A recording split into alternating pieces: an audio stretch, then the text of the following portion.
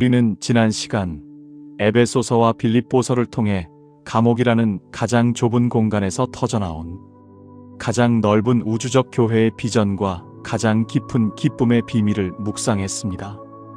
이제 우리는 그 감옥에서 쓰인 또 다른 보석 같은 서신들인 골로새서와 빌레몬서, 그리고 시간을 거슬러 올라가 바울의 사역 초기 뜨거운 종말 신앙으로 가득 찼던 데살로니가전후서를 통해 우리 신앙의 중심인 그리스도의 탁월성과 다시 오심에 대한 소망이라는 두 기둥을 세우고자 합니다. 먼저 우리는 로마 감옥에서 바울이 펜을 들어 써내려간 기독교 신앙의 최고봉이라 불리는 골로새서로 나아갑니다. 골로새 교회는 바울이 직접 개척한 교회가 아니었습니다. 바울이 에베소에서 3년 동안 사역할 때 회심했던 제자 에바브라가 고향으로 돌아가 세운 교회였습니다. 바울은 한 번도 가본 적 없는 이 교회를 향해 왜 붓을 들었을까요? 그것은 골로새 교회 안에 침투한 교묘하고 위험한 이단 사상 때문이었습니다. 당시 골로새 지역은 동서양의 문화가 교차하는 곳으로 온갖 철학과 종교가 뒤섞인 혼합주의의 온상이었습니다. 거짓 교사들은 교회 안에 들어와 이렇게 속삭였습니다. 예수님을 믿는 것만으로는 충분하지 않다. 구원에 이르려면 더 깊은 지혜가 필요하고 천사들을 숭배해야 하며 엄격한 금욕주의와 절기를 지켜야 한다. 그들은 예수 그리스도를 하나님과 사람 사이의 수많은 중보자 중 하나 정도로 격하하려 했습니다. 이 위기 앞에서 바울은 타협하거나 변명하지 않습니다. 그는 단도직입적으로 우주 만물 가운데 가장 위대하고 탁월하신 그리스도의 절대적 주권을 선포합니다. 골로새서 1장 15절 이하는 그리스도 찬가라 불리는 웅장한 선언입니다. 그는 보이지 아니하는 하나님의 형상이시요 모든 피조물보다 먼저 나신 이시니 만물이 그에게서 창조되되 만물이 다 그로 말미암고 그를 위하여 창조되었고. 바울의 선언은 명확합니다. 예수 그리스도는 어떤 부족한 존재가 아니십니다. 그분은 창조주이시며 만물의 으뜸이시고 하나님의 모든 충만함이 거하시는 분입니다. 바울은 그 안에는 지혜와 지식의 모든 보화가 감추어져 있느니라고 선포하며 거짓 교사들이 말하는 헛된 철학과 속임수에 빠지지 말라고 경고합니다. 예수님 한 분이면 충분합니다. 이것이 골로새서가 우리에게 주는 핵심 가치관, 그리스도의 충족성입니다. 우리에게는 예수님 외에 더 특별한 지식이나 더 신비한 체험이나 율법적인 행위가 필요하지 않습니다. 예수 그리스도 안에 모든 것이 있습니다. 바울은 이 교리적 기초 위에 우리가 어떻게 살아야 할지를 권면합니다. 그러므로 너희가 그리스도 예수를 주로 받았으니 그 안에서 행하되. 그 안에서 행한다는 것은 무엇입니까? 그것은 위의 것을 찾으라 는 삶의 방식입니다. 땅의 지체를 죽이고 음란과 탐심을 버리며 옛사람을 벗어버리고 새 사람을 입는 것입니다. 그리고 그 새 사람의 옷은 바로 긍휼과 자비와 겸손과 온유와 오래 참음입니다. 이 모든 가르침의 절정에서 바울은 골로새서 3장 14절을 통해 모든 성도들을 하나로 묶는 완전한 띠를 제시합니다.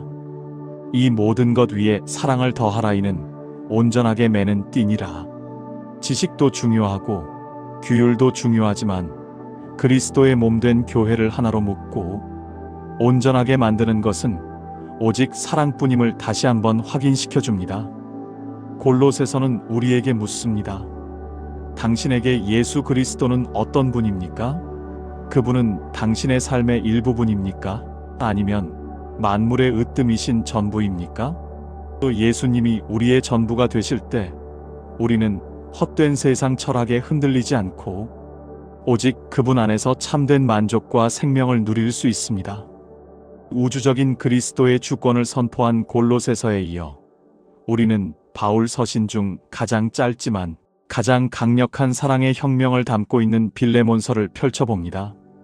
단 한 장 25절밖에 되지 않는 이 짧은 편지는 개인적인 서신이지만 그 안에 담긴 메시지는 당시 로마 사회를 지탱하던 거대한 악, 바로 노예제도의 근간을 흔드는 복음의 폭발력을 감추고 있습니다.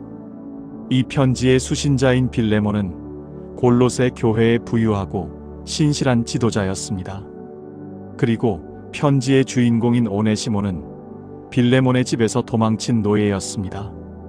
당시 로마법에서 도망친 노예는 붙잡히면 사형을 당하거나 이마에 도망자라는 낙인이 찍히는 중범죄자였습니다. 게다가 오네시모는 주인의 돈을 훔쳐 달아난 것으로 추정됩니다. 그런데 그가 로마 감옥에서 바울을 만나 회심하고 그리스도인이 된 것입니다. 바울은 이제 이 오네시모를 주인인 빌레몬에게 돌려보내며 이 편지를 씁니다. 바울은 사도의 권위로 명령할 수도 있었지만 그렇게 하지 않았습니다. 도리어 사랑으로 간구합니다. 그는 오네시모를 갇힌 중에서 낳은 아들, 내 신복이라고 부르며 그를 용서해 줄 것을 호소합니다. 그리고 충격적인 부탁을 합니다. 이후로는 종과 같이 대하지 아니하고 종 이상으로 곧 사랑받는 형제로 둘자라. 이것은 단순히 처벌하지 말고 봐달라는 수준이 아니었습니다. 그를 노예가 아니라 너의 형제로 맞아들이라는 것입니다. 1세기 로마 사회에서 노예는 말하는 짐승이나 도구로 취급받았습니다. 그런 노예를, 그것도 도망친 범죄자를 형제로 부르라는 것은 사회적 신분 질서를 완전히 뒤엎는 혁명적인 요구였습니다. 여기서 우리는 복음이 가진 진정한 힘을 봅니다. 복음은 폭력으로 사회 체제를 전복시키지 않습니다. 대신 사람의 마음을 변화시켜 그 체제 안에서 작동하는 미움과 차별의 원리 자체를 무력화시킵니다. 영국의 저명한 신약학자 앤티 라이트는 이 빌레몬서에 대해 이렇게 통찰했습니다. 바울은 노예제도 폐지를 위한 피켓을 들고 시위하지 않았다. 그러나 그는 노예제도가 더 이상 발붙일 수 없는 새로운 세상을 창조했다. 그것은 바로 주인과 노예가 한 식탁에서 먹고 마시는 교회라는 세상이다. 바울은 또한 그가 만일 내게 불의를 하였거나 내게 빚진 것이 있으면 그것을 내 앞으로 계산하라 고 말합니다. 이것은 예수님께서 우리의 빚을 대신 갚아주신 대속의 원리를 바울이 직접 실천한 것입니다. 자신이 값을 치를 테니 그를 용서하라는 것입니다. 빌레몬서는 우리에게 묻습니다. 당신에게 오네시모는 누구입니까? 당신에게 손해를 입히고 배신하고 도망친 그 사람을 그리스도의 사랑으로 용서하고 형제로 받아들일 수 있습니까? 이것이 바로 복음 안에서의 평등과 용서라는 가치관입니다. 교회 안에서는 사장님도 직원도 부자도 가난한 자도 없습니다. 십자가 앞에서는 모두가 죄인이며 은혜 앞에서는 모두가 형제입니다. 빌레몬이 오네시모를 형제로 받아들였을 때 그의 집에 모인 성도들은 복음이 단지 말뿐인 이론이 아니라 원수조차 형제로 만드는 실제적인 능력임을 눈으로 목격했을 것입니다. 이 짧은 편지는 가장 작은 개인적인 관계의 회복이 어떻게 가장 위대한 사회적 변혁의 씨앗이 되는지를 보여줍니다. 로마 감옥에서 쓴 골로새서와 빌레몬서가 그리스도의 주권과 사회적 관계의 혁명을 다루었다면 이제 우리는 시계를 거꾸로 돌려 바울 사역의 초기로 돌아가 봅니다. 그곳에는 바울이 2차 선교 여행 중에 세웠던 핍박 속에서도 믿음의 본이 되었던 데살로니가 교회가 있습니다. 바울이 고린도에 머물 때 쓴 것으로 추정되는 데살로니가 전서는 신약 성경 중 가장 먼저 쓰인 서신 중 하나로서 초대교회 성도들의 심장을 가장 뜨겁게 달구었던 주제, 바로 주님의 다시 오심, 즉 재림에 대한 소망으로 가득 차 있습니다. 데살로니가 교회는 바울이 불과 3주 정도밖에 머물지 못하고 쫓겨나듯 떠나야 했던 곳이었습니다. 바울은 갓 태어난 아기 같은 이 교회가 혹독한 박해를 견뎌낼 수 있을지 노심초사했습니다. 그러나 디모데를 통해 들려온 소식은 감격 그 자체였습니다.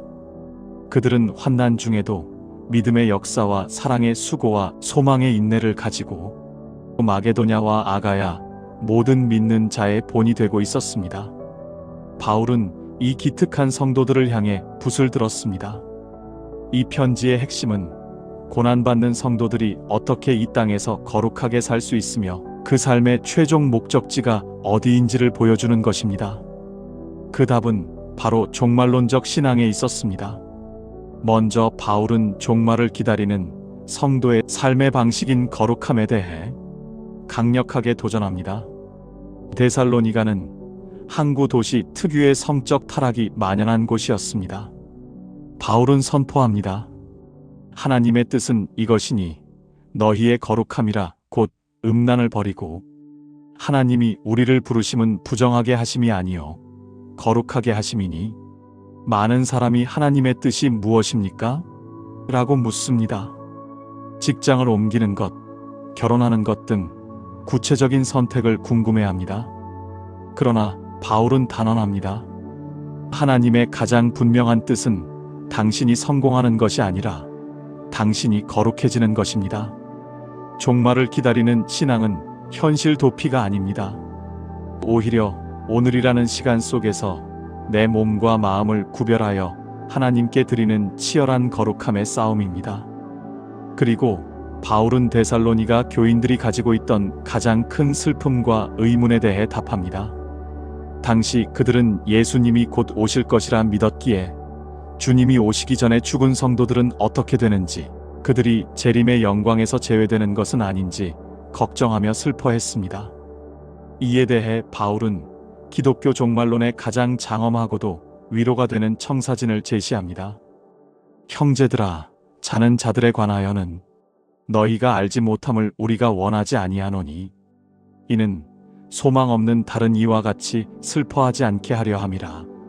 주께서 호령과 천사장의 소리와 하나님의 나팔 소리로 친히 하늘로부터 강림하시리니 그리스도 안에서 죽은 자들이 먼저 일어나고 그 후에 우리 살아남은 자들도 그들과 함께 구름 속으로 끌어올려 공중에서 주를 영접하게 하시리니 그리하여 우리가 항상 주와 함께 있으리라. 이것은 단순한 위로가 아닌 우주적인 승리의 선포입니다. 죽음은 끝이 아니라 자는 것입니다. 주님이 다시 오시는 그날 잠자던 자들이 먼저 깨어나고 살아있는 우리도 변화되어 주님을 영접할 것입니다. 세상 사람들은 죽음 앞에서 절망하며 통곡하지만 그리스도인은 다시 만날 나를 알기에 소망 없는 다른 이와 같이 슬퍼하지 않습니다. 우리의 이별은 영원한 이별이 아니라 잠시 동안의 작별일 뿐입니다. 이 재림의 소망은 오늘 우리의 삶을 어떻게 변화시킬까요? 20세기의 가장 지성적인 기독교 변증가 C.S. 루이스는 그의 저서 순전한 기독교에서 소망에 대해 이렇게 통찰했습니다. 역사를 더듬어 보면 이 세상을 위해 가장 많이 일한 그리스도인들은 바로 다음 세상을 가장 많이 생각했던 사람들이었음을 알게 된다. 그리스도인들이 더 이상 세상에 영향을 끼치지 못하게 된 것은 대체로 그들이 다음 세상에 대한 생각을 멈추었기 때문이다. 천국을 지향하면 세상을 덤으로 얻게 될 것이다. 그러나 세상을 지향하면 둘 다 잃게 될 것이다. 루이스의 말처럼 바울이 가르친 재림 신앙은 염세주의가 아닙니다. 오히려 내일 주님이 오신다 할지라도 오늘 나는 사과나무를 심겠다는 태도처럼 영원한 하늘의 가치를 알기에 오늘 하루를 가장 성실하고 거룩하게 살아내는 동력이 됩니다. 바울은 데살로니가 전서 5장에서 주님의 날이 밤에 도둑같이 이를 줄 안다고 말합니다. 도둑이 예고 없이 오듯 재림의 시기는 아무도 모릅니다. 그러므로 결론은 명확합니다. 우리는 낮에 속하였으니 정신을 차리고 믿음과 사랑의 호심경을 붙이고 구원의 소망의 투구를 쓰자. 이것이 바로 깨어있는 종말론적 삶의 가치관입니다. 언제 주님이 오실지 모르기에 불안해하는 것이 아니라 언제 오시더라도 기쁨으로 맞이할 수 있도록 매 순간 깨어있는 삶입니다. 항상 기뻐하고 쉬지 말고 기도하며 범사에 감사하는 삶. 이것이야말로 다시 오실 왕을 기다리는 성도의 가장 아름다운 예복입니다. 데살로니가전서는 우리에게 묻습니다. 당신은 오늘 밤 주님이 오셔도 부끄러움 없이 그분을 맞이할 수 있습니까? 당신의 오늘 하루는 영원한 천국을 준비하는 거룩한 시간이었습니까? 이 질문 앞에 서는 것이 바로 종말 신앙의 핵심입니다. 데살로니가전서가 박해받는 성도들에게 재림의 소망이라는 위로의 편지였다면 그로부터 불과 몇 달 뒤에 쓰인 데살로니가 후서는 그 소망을 잘못 오해하여 발생한 교회의 혼란을 바로잡는 교정과 경계의 편지입니다. 바울이 첫 번째 편지를 보낸 후 데살로니가 교회 안에는 걷잡을 수 없는 종말론적 열광주의가 퍼지기 시작했습니다. 거짓 교사들이나 잘못된 영에 미혹된 사람들이 주의날이 이미 이르렀다고 주장하며 성도들을 흔들었기 때문입니다. 그 결과 어떤 이들은 내일 주님이 오시는데 직장이 무슨 소용이고 일상이 무슨 의미가 있느냐며 생업을 포기하고 무질서하게 행하며 일만 만들고 남의 짐이 되는 게으른 삶을 정당화하기 시작했습니다. 이것은 재림신앙의 가장 위험한 왜곡, 즉 현실 도피였습니다. 이에 바울은 아주 단호하고 엄격한 어조로 펜을 듭니다. 그는 먼저 종말의 시기에 대한 오해를 바로잡습니다. 누가 어떻게 하여도 너희가 미혹되지 말라. 먼저 배교하는 일이 있고 저 불법의 사람 곧 멸망의 아들이 나타나기 전에는 그날이 이르지 아니하리니. 바울은 주님의 재림 전에 반드시 있을 영적인 배도와 적그리스도의 출현을 예고하며 맹목적인 흥분 대신 차분하게 시대를 분별할 것을 주문합니다. 그리고 그는 이 서신서의 핵심이자 종말을 살아가는 성도의 가장 중요한 윤리 강령을 선포합니다. 우리가 너희와 함께 있을 때에 너희에게 명하기를 누구든지 일하기 싫어하거든 먹지도 말게 하라 하였더니 이런 자들에게 우리가 명하고 주 예수 그리스도 안에서 권하기를 조용히 일하여 자기 양식을 먹으라 하노라. 일하기 싫어하거든 먹지도 말게 하라. 이 유명한 말씀은 단순한 노동 윤리가 아닙니다. 이것은 재림을 기다리는 가장 거룩한 태도가 무엇인지를 보여주는 영적인 지침입니다. 참된 종말 신앙은 산속으로 도피하거나 일상을 포기하는 것이 아닙니다. 오히려 오늘 내게 주어진 삶의 자리, 그 평범하고 지루해 보이는 일상의 현장을 성실하게 지켜내는 것입니다. 왜냐하면 우리의 일터와 가정이야말로 하나님께서 우리에게 맡기신 소명의 자리이기 때문입니다. 주님은 하늘을 쳐다보고 있는 자가 아니라 맡겨진 달란트로 장사하고 있는 자, 때를 따라 양식을 나눠주는 충성된 종을 찾으십니다. 바울은 친히 천막을 만드는 노동을 통해 누구에게도 폐를 끼치지 않고 복음을 전함으로 이 성실한 일상의 영성을 몸소 보여주었습니다. 사도 바울의 서신서 제4편의 여정을 통해 우리는 골로새서, 빌레몬서, 데살로니가전후서라는 4편의 보석 같은 서신들을 탐구했습니다. 이 서신들은 서로 다른 시기, 다른 상황에서 쓰였지만 우리 신앙의 균형을 잡아주는 완벽한 4개의 기둥과도 같습니다. 골로새서는 우리의 시선을 위로 향하게 하여 만물의 으뜸이신 그리스도를 보게 했습니다. 예수님은 우리의 구원자이실 뿐만 아니라 온 우주의 창조주이시며 교회의 머리이십니다. 그분 안에 모든 지혜와 지식이 감추어져 있기에 우리는 헛된 철학에 흔들리지 않고 오직 그분만으로 충분함을 고백합니다.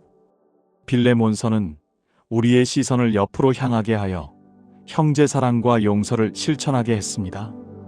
복음은 교리 속에 갇혀 있지 않고 사회적 신분과 차별을 뛰어넘어 원수조차 사랑받는 형제로 받아들이는 혁명적인 능력임을 보여주었습니다. 데살로니가전서는 우리의 시선을 미래로 향하게 하여 다시 오실 주님에 대한 소망을 품게 했습니다. 죽음은 끝이 아니며 주님 다시 오시는 날 우리 모두가 영광스럽게 변화될 것을 알기에 우리는 고난 속에서도 기뻐하며 거룩함을 추구할 수 있습니다. 마지막으로 데살로니가후서는 우리의 시선을 다시 현재, 바로 여기로 향하게 하여 성실한 일상의 삶을 살게 했습니다. 참된 소망은 현실을 부정하는 것이 아니라 영혼을 사모하는 마음으로 오늘이라는 시간을 가장 치열하고 성실하게 살아내는 것임을 가르쳐 주었습니다.